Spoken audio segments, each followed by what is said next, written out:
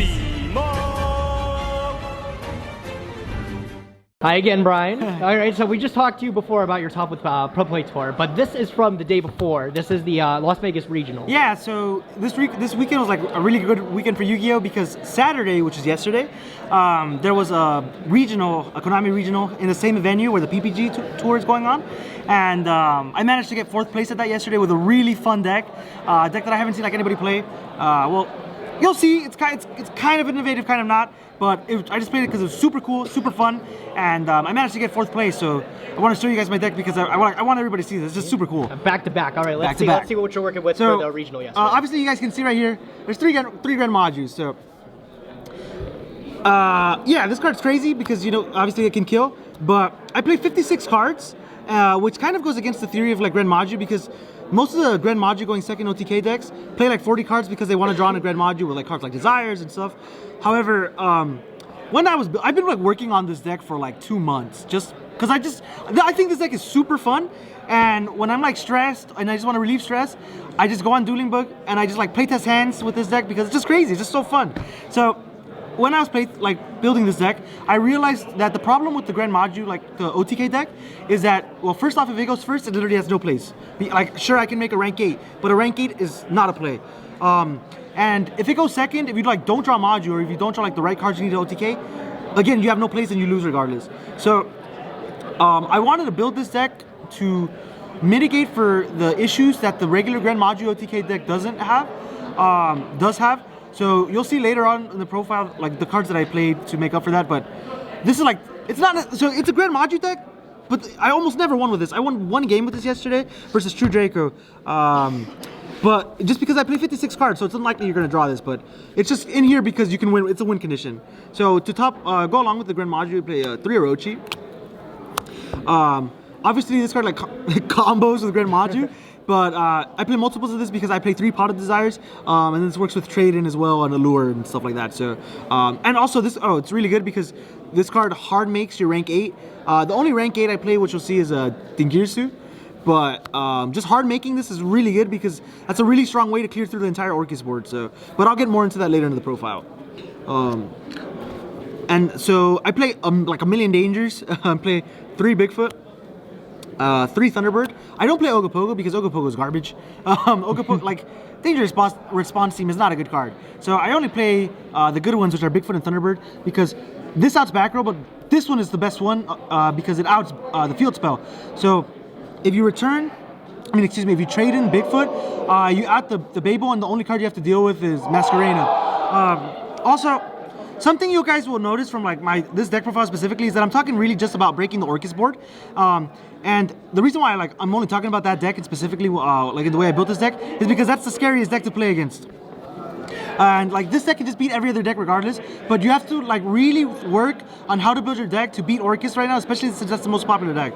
So this card's the best one because that's the field spell. And then yeah, these cards just work with Trade-In, and these cards hard make things, so, and that's really, really important. So 3 Chupacabra, 3 Mothman. These aren't that great, but you just need to play them. Just you want your hands to have at least like 2 or 3 Dangers in them. But yeah, so these are good. And then the best ones, 2 Nessie, 2 Jackalope, and 2 Snake. But these are pretty self-explanatory. So the cards that I play, that I'm sure you might have guessed by now, to mitigate like the problems that the Gren Maju deck has, is I play Orcust cards. I play 3 Harp. Okay, all right. 3 Nightmare, 2 Skeleton, and I played 2 World Wand. Again, I played 2 Wand because I play Pot of Desires, but this card actually also works with Trade-In since this is a level 8, which is really cool interaction. But yeah, so if you like don't draw Gren Maju, which is just super likely, you draw these cards, and these cards help you kill. This isn't like a conventional Orcust deck. It's just you just play these cards to either help you kill, or in the hands that you can't kill your opponent, you actually have like plays that you can do during your opponent's turn to interrupt them. So and like you don't even necessarily have to hard draw these cards because I play. You'll see, I play Curious in my extra deck. Oh, okay. So if I ever need to send something, I can just summon Curious and Harp, and then start comboing from there. So, like I said, I didn't really win any games with this besides one because I don't draw this, but since I have access to these cards, I don't need to see my Gren Maju to win. So these cards, and then the Orcust cards are just so broken that I feel like you have to play them. But yeah, that's the Orcust engine, and the last monster I played was just 3 Phantasme. No other hand traps because the dangers play through the cards that you wouldn't need the hand traps for. So just monster presence is really important. And Phantasma is just the only one I play because, excuse me, if you draw, so you can summon this on like your opponent's turn, summon against Masquerade, and this card just threatens the Masquerade on its own. But what it also does is you can draw this card like later off dangers or something, and then try to force Masquerade in there, and then you can trigger Phantasma there, which is really, really, really good. So that's why I decided to play it. Yeah, Phantasma is super broken, so that's the only monster, the last monster I played. For the spells, I pretty much just play only like Pot of Greed. So I play 3 Return, 3 Allure, 3 Pot of Desires, 3 Trade-In. Yeah, these are all my Pot of Greeds, as I like to say. Sorry for the mismatched sleeves. I have to like switch cards between my Sky Striker deck and that. But if you draw like these cards in your hands, you're almost guaranteed to win those games. Just because getting more like card advantage, or even just like sorting what cards you have in your hand, is just super strong. Trade-In is obviously really good just because of Bigfoot, but just trading Wand, like if you activate a lure and banish something like Harp or Skeleton, then you can trade in Wand. That's just super strong. But like trading in Orochi, trading in Bigfoot, it's just really good. Return obviously with the Orcust cards. This is the best card because it's a +1. But yeah, these cards are super strong. Like if I was drawing these cards in my hands, I always felt like I was gonna win those games. But yeah, there's not much to talk about them. And then the last spells I played some power spells. I played 3 Super Poly, 3 Mind Control. When I initially built this deck, I wasn't playing these cards, and I was playing like, because this is a 56 card deck, so it's a lot of cards, but it's cool. It works fine with dangers and all the draw cards. So I was playing 50 cards without these, but I realized that these cards are just so broken against the Orcust board that it like didn't hurt to have them in my deck. And the only Super Poly I played was Siren Venom. I didn't play the Salamangreat Link just because Salamangreat's not that popular anymore, and I think you could beat Salamangreat without the Violet Chimera. So, but yeah, every time I drew Super Poly, it was broken. And then like if you draw this later in the turn, so most of the times what you're supposed to do is if you draw Phantasme or any monster, right, to threaten against the Orcust board, so it could be Phantasme or any danger. So like I don't know, a Nessie or a Bigfoot, whatever, right? If they don't hit whatever you summon, you have to summon in this zone in particular. It's very important that you summon in this zone. The reason for this is the zone that Langirsu does not point to. So you threaten Masquerade here, and if they don't make Unicorn, a lot of people they'll make Bomber or Langirsu, but if they make Langirsu, you can mind control the Langirsu from there and make Ding, and that's just super strong. But yeah, and this is just in general a really strong card going second. So I just wanted to play like the most powerful cards that I could going second, and I played the Field Spell. This is like one of the cards that guarantees that you have plays if you can't kill your opponent. And then, so this is a going second deck, but this deck is actually super strong at going first because I'll show you like a little combo that you can do. And this card just ensures that you can like win when you go first as well. But yeah, that's it for the main deck. And like I said, I played 56 cards. A lot of people ask me why I didn't play 60, but like I played every card that I wanted to play was already in here. So I didn't want to like just add 4 random cards just to make it like a contrived number. So, but yeah, that's it for the main deck. For the extra deck, I play the Venom as I showed you guys. 2 Ningirsu. I only played 2 Galatea because, so it's a going second deck. So you're not really going to be summoning the third one a lot of times because you're not going to grind. But if you know how to manage your resources well enough, you never need the third one. But more importantly, since it's a going second deck, you need a lot of utility cards in your extra deck. So I didn't have space to play the third. But I never missed the third. I was always fine with 2. And then Langirsu, this card's really good. And then I play Barricade Borg. This card comes up a lot. When you go first, if you like don't snipe the Orcust cards off your dangers, you can just make this to discard and then play from there.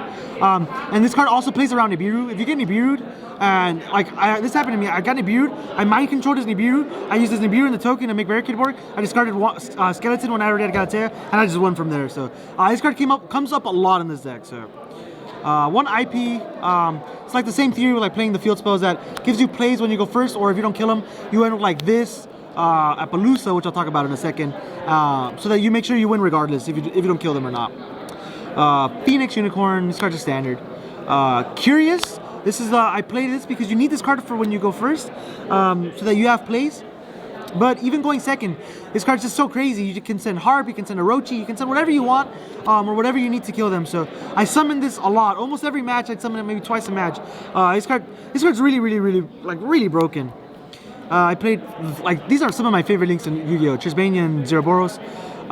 This card is a 1-card FTK versus Draco. You make this ding, you can't lose. And then this card has a lot of synergy with Orochi, and since you play 3 Orochi, this comes up. And I summoned this for like True Draco yesterday, and I got it to have 9800 attack. This card's crazy. Man. Oh, yeah, it was super crazy. And then this is the best card in my extra deck, 100%, no doubt. So Appaloosa is really good in this deck for 2 reasons. So obviously it's a card that you can make going first with dangers and stuff, so that like the typical plays going first, if you don't brick, like if you don't draw like all spells or something, is you end Appaloosa, IP, Field Spell, Harp, Nightmare, and then like Galatea Ding Engrave. This has like 2 or 3, it doesn't matter how many negates it has, because the Nightmare will always send Orochi or Wand, which gives us an additional negate. So you have 2 to 3 monster negates, Masquerena to summon Unicorn and shuffle something, and a Skeleton to summon Ding. It's like impossible to lose even when you go first. But while sure this card's super strong going first, this card's actually just insane going second. So I always summon this when I go second to kill. I just see this as negating the summon of Orochi, because Orochi is like one of the cards that prevents you from OTKing a lot of the times, but this card stops the summon of Orochi, and because of that is the reason why you're almost always able to kill. And also, like, people don't really understand what this deck, or like what I'm doing with this deck.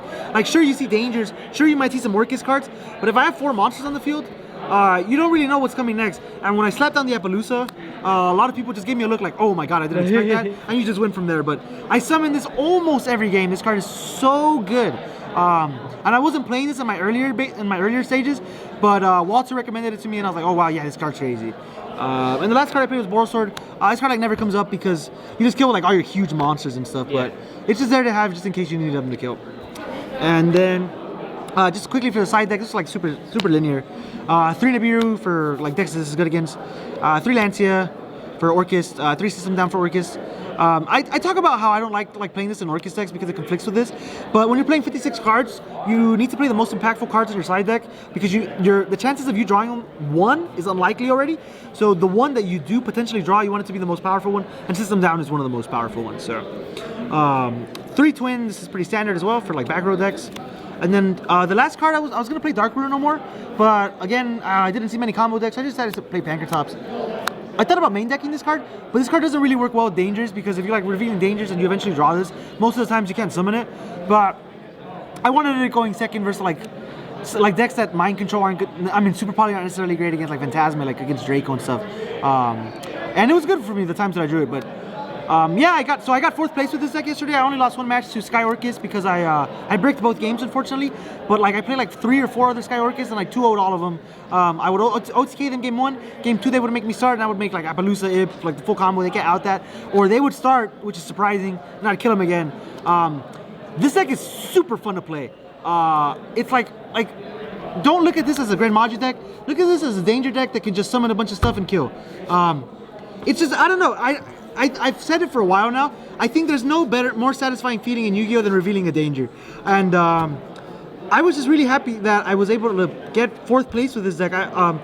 For those that know me, I think regionals are the hardest tournaments to top. I have more YCS tops, more Nats tops. I mean, I've been to Worlds, and like before I even had a regional top. And it's like this regional top was my 2nd regional top ever, which is really, and I'm really happy that I was able to do it with a deck that I built just like of my own creation. And like I encourage everybody to try this out. This format's getting a little stale with all the Sky Orcust, but in a stale format, this deck is so fun. And it's actually really competitively viable. So yeah, I just wanted to show this deck with you guys because I think that you guys will definitely get a kick out of playing this. And yeah, I'm just really happy. Yeah, it's just super cool. Well, hey, congrats on your back-to-back. Pretty good weekend for you, I'd say. Thank you. Yeah, I'd say so too. Yeah, well, hey, thank you so much, Brian. Thank you.